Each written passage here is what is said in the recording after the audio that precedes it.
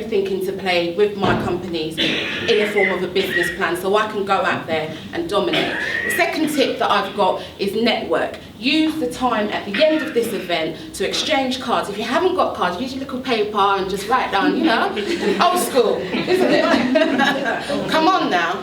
And then my third tip is research. Someone here was talking about competitors. Know your competitors and make sure that you provide a premium service. That's it. Thank you.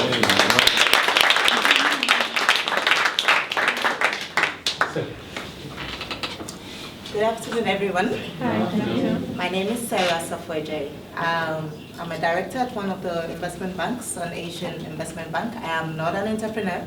I've never been an entrepreneur, but I'm privileged to actually have to work with a lot of entrepreneurs because I'm a private banker, so I do investment advice. And I get the opportunity of looking at the entrepreneurs who bring their business plans across, and you know, who some of them are running their business, and I help them to manage their money, which they have made. So of course, when you all make your monies, I am really available to tell you how and where to put it and to save money, not tax avoidance, but you know how to save your money. We don't like to, but that's basically what I do for a living. I've always been in the financial services sector. I went to high school, did a science. I don't even remember what I did, but I did science, and then I went to university, got into the lab one day and discovered I don't like wearing a lab coat. And literally, I just left to go and find myself in the commerce faculty. Of course, my parents were not that thrilled, but you know, I ended up doing economics and ended up at the bank. And for me, even trying to find the first job was in itself a challenge of going. Those days, it was newspapers, applying on your, you write your CV, apply on the newspaper and post it out. And thankfully by God's grace, I got into this sector. I've moved only about 3 years ago to the UK, based in South Africa. And so I think for me, for entrepreneurs, it's the same in the corporate world, because I hope that one day I would be able to start my own business. I have tried it, and I have so far not been successful. And the issue is it's some of the things that my peers here have mentioned in terms of the amount of time it actually takes. Because I thought, I would go home after work and, put in a little bit here and there, put in a little bit here and there. But I now see the challenges of the people that come to me with their plans to, how much work it must have taken them to put that together, to come and say, will you finance this project? Will you assist us to do this project? And of course, in looking at the projects, in reviewing those plans, I have come to learn what it means. And when I tried it and I found how laborious and how stressful it was, I think for me, I guess to you, is that it's the issue of not giving up is quite critical. And I see this time and time and time again with my clientele, because when I say no, it's okay, they go back and they come back again with another idea in another form, and they just keep coming back. And the hope for me is to one day be in their shoes, because the world that they've created, I'm thankful for my job, but it's not going to give me that kind of wealth that they've created. But also the amount of work they had to put in, the amount of time, the fact that they did not give up, the fact that some of them didn't even have plans. When I say they didn't have plans, they didn't have sort of a thing to say, this is what I want to do. As they started working in the corporate world, maybe they got upset with their bosses one of these fine days, came up with something that they loved, and they went out to do it. So, for me, I guess the questions that, I'll be able to help you more so on the financial side, more so on some of the things that you would face when you come through to us for financing, and the kind of things we expect from you, as opposed to more so as an entrepreneur, because that I am not.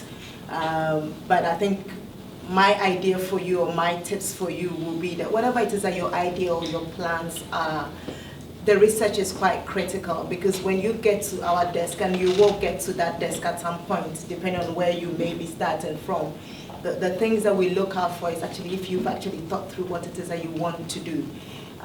Because, having an idea is great, but, how you are going to actually put that idea into fruition is critical.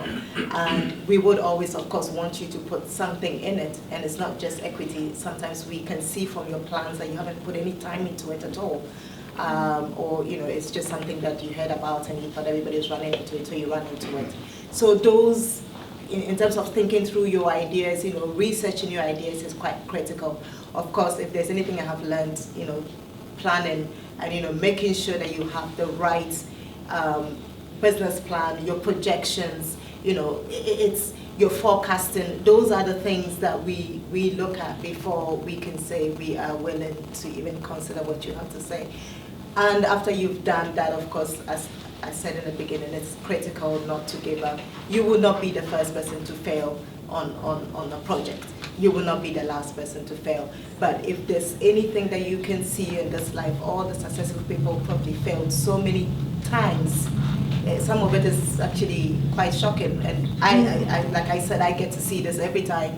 Businesses go under, they start afresh. They go under, they start afresh. And it's just a mindset, and I would say probably a skill set that some human beings just have in terms of being entrepreneurs. And for those of us on the other side, we are here to give you all the guidance that we can. So thank you. Thank you very much. Well, unlike everyone else, I've got some lists of paper because the last few years of my career have just gone exceptionally well for me. My name's Jenni Steele. I am a mum of 3. I used to say 3 teenagers, but now they're growing so quickly, they're actually 3 young adults. I know I see some of you looking, so I will share their ages with you. Write that question out from now. They're 16, 18 and 21. Now, I think I've got a slightly different career to everyone else because I kind of started my career when I was 26 and all of my children were 5 and under, and I was doing acting, modelling and dance, and they were coming along with me. Then I went into the corporate world, and then I'd say about 5 years ago I started an organisation called Lioness Ladies, which is a women's support network, which at the time, I felt that I needed to speak with other women about what they were going through with their children, work-wise, health-wise, just that initial support. My family, my close family, like my mum and brothers, they don't live in London, they're in Manchester. So my friends have become my support, and without a lot of my friends, I wouldn't have taken the career moves that I've taken because I needed support with my children. So I started Lioness Ladies 5 years ago, it'll be 5 years in February. We meet once a month and we have dinner, and I bring in speakers like the lovely speakers here, authors, we talk about health, we talk about youth. We've actually got an email that goes around with opportunities for young people, jobs, training and events. Now, after running Lioness Ladies, I started it was running for about a year. I have a passion for community, women and families. And I found myself running as a candidate in election. So I done an 11-month campaign, and it was one of the most amazing times of my life. Spoke to probably about 3,000 to 4,000 people in the area that I live, which is a lot. If you want to learn more about being a candidate, come and speak to me after, because there is so much in there. But it was an amazing experience. Now, having run in election, I didn't actually win election, I came 3rd. But what it done was it enabled me to see that there's so many different people in the community that needed support in different areas, workshops, events. So what I done was I applied for funding and I won it. It was like £10,000. And I ran projects, events for everyone from children with disabilities, carers, young people, the elderly, disadvantaged mums. So everyone in your community got something out of that project. After that, I was actually awarded a Make a Difference award from Sir Steve, which is the Mayor of Lewisham. That set me on a whole new journey. I actually shadowed a Safety Neighbourhood meeting where I live. Do you know about Safety Neighbourhood meetings, everyone? Yeah. Okay, so it's a group of committed volunteers that sit down with the police, and we will discuss 3 priorities for the police where you live. And this happens in every borough. So I shadowed a meeting, and I realised that around that meeting there was no young people, there was no mums.